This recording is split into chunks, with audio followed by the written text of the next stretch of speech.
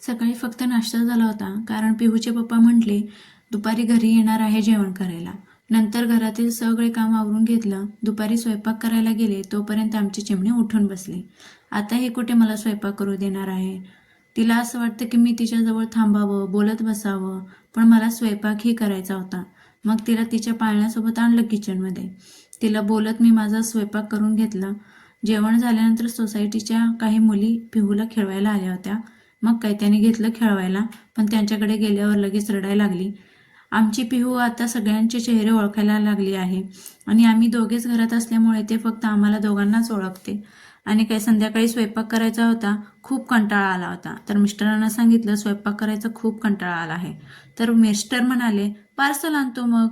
मग मी विचारलं पार्सल आणायला गेला तर किती खर्च होईल? तर सांगितले 200-300 रुपये खर्च होईल. मग मीच म्हणले 200-300 रुपये मला द्या आणि मीच मस्तवाली अशी काजू करी बनवते. मग काय कंटाळा ठेवला बाजूला आणि गेले काजू करी बनवायला.